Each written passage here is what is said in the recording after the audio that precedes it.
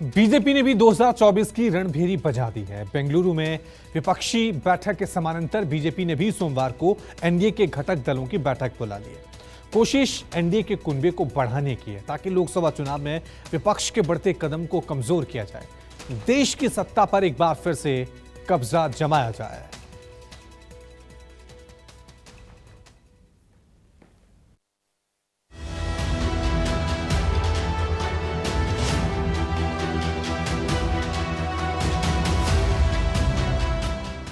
लाल किले पर तीसरी बार कब्जा जमाने की जुगत में जुटी बीजेपी ने भी एनडीए का कुनबा बढ़ाने की कवायद तेज कर दी है।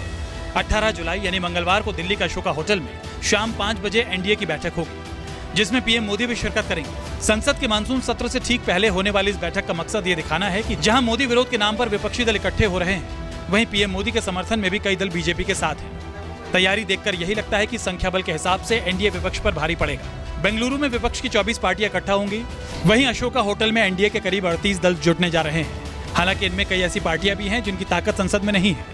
कि कल की बैठक में कौन लोग शामिल होंगे ये आपको कल पता तस्वीर सामने हो जाएगी। लेकिन एक बात आप ध्यान में रखिए, हमने पहले भी कहा, एनडीए का एजेंडा स्पष्ट है, देश सेवा के लिए सबको साथ लेकर के चलना। हमने किसी को कभी भी किसी मोड़ पर नहीं छोड़ा है। हमें छोड़ के जाने वालों के बावजूद भी हमारी बातचीत, हमारा व्यवहार, हमारा आचरण हमेशा दोस्ताना रहा है, क्योंकि हमारा ब्रॉडर पिक्चर है सबका साथ, सबका विकास, सबका विश्वास, सबका प्रयास, for that larger cause. Now they have to decide. हालांकि इनमें कई ऐसी पार्टियां भी हैं जिनकी ताकत संसद में नहीं है, लेकिन बीजेपी ने एनडीए की बैठक से पहले विपक्ष की बैठक पर हमला भी शुरू कर दिया है। हजारों ख्वाहिशें ऐसी कि हर ख्वाहिश पे दम निकले, बहुत निकले मेरे अरमान, लेकिन फिर भी कम निकले। तो हर व्यक्ति की, हर पार्टी की, हर परिवार की एक ही ख्वाहिश है कि हम जो है वो कैसे सत्ता के सिंहासन तक पहुँचें। एक चीज़। दूसरी चीज़ ये है कि जो लोग भी गठबंधन का नेतृत्व कर रहे हैं वो कांग्रेस कर रही है, चाहे घोषित हो चाहे अघोषित हो। और कांग्रेस का इतिहास रहा है बेवफाई का इतिहास। आंकड़ों के हिसाब से देखा जाए तो एनडीए की बैठक में बीजेपी के अलावा एआईएडीएमके, शिवसेना एकनाथ शिंदे गुट, NPP National People's Party, NDPP Nationalist Democratic Progressive Party, SKM Sikkim Krantikari Morcha, JJP Jannayak Janta Party, IMKMK, India Makkal Kalvi Munnetra Kazhagam, AJSU all Jharkhand Students Union, RPI Republican Party of India, MNF Mizo National Front, TMC Tamil Maanila Congress, IPFT Tripura, BPP Bodo People's Party, PMK Pattali Makkal Katchi, MGP Maharashtrawadi Gomantak party, अपना दल, AGP Assam गण Parishad, Rashtriya Lok Janshakti Party, Nishad Party, UPPL United People's Party Liberal, AIRNC All India NR Congress Puducherry, Shiromani Akali Dal Sanyukt Dhindsa, Jana Sena पवन कल्याण शामिल है। महाराष्ट्र में NCP में उठे तूफान और बिहार में महागठबंधन से जीतन राम मांझी के निकलने के बाद एनडीए का कुनबा बढ़ गया है। कई पार्टियों ने एनडीए का हिस्सा होने का ऐलान कर दिया है, तो कुछ की औपचारिकता बाकी है। एनसीपी राष्ट्रवादी कांग्रेस पार्टी अजित पवार गुट, लोक Janshakti party Ramvilas, HEM Hindustani Awam Morcha, RLSP राष्ट्रीय लोक समता पार्टी, वीआईपी विकासशील इंसान party, SBSP Suheldev Bharatiya Samaj party सत्तारूढ़ गठबंधन में नए सदस्य होंगे। ओम प्रकाश राजभर एनडीए में शामिल होने की घोषणा कर चुके हैं, तो चिराग पासवान भी जल्दी इसका औपचारिक ऐलान करने वाले हैं। हालांकि इस गठबंधन में कुछ पार्टियां आपस में भी लड़ रही हैं।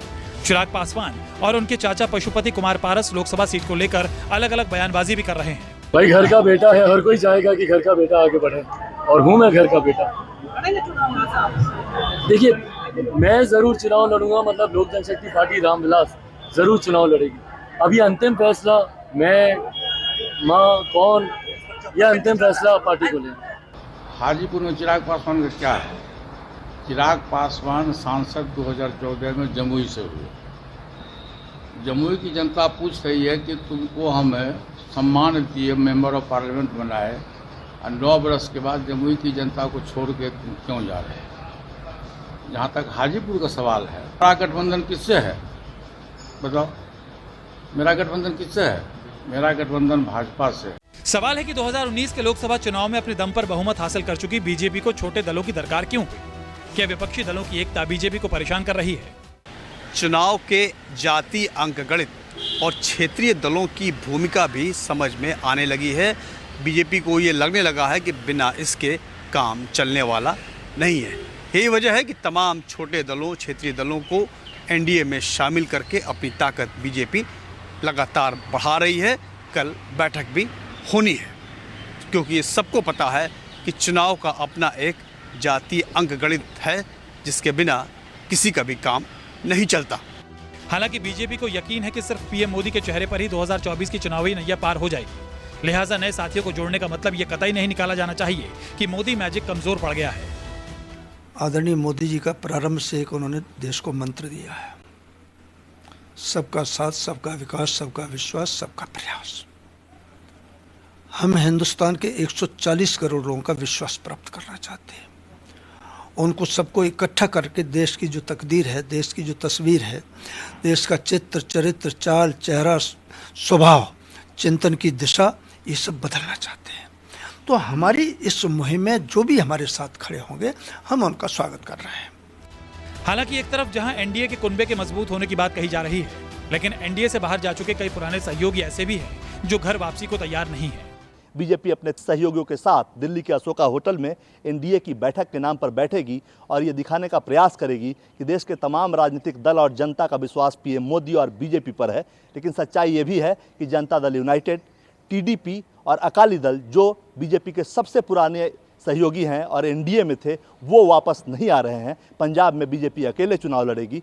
टीडीपी की जगह जनसेना पार्टी यानी पवन कल्याण की पार्टी के साथ आंध्र प्रदेश में वो गठबंधन करके टीडीपी की कमी को पूरा करना चाहेगी। वहीं जेडीयू विपक्ष की धुरी बनी हुई है, जनता दल यूनाइटेड अब उनके साथ नहीं है। तो कुल मिलाकर एक दिखाने का प्रयास बीजेपी कर रही है कि विपक्षी एकता में जितनी संख्या राजनीतिक दलों की है, उससे बड़ी उसकी संख्या है।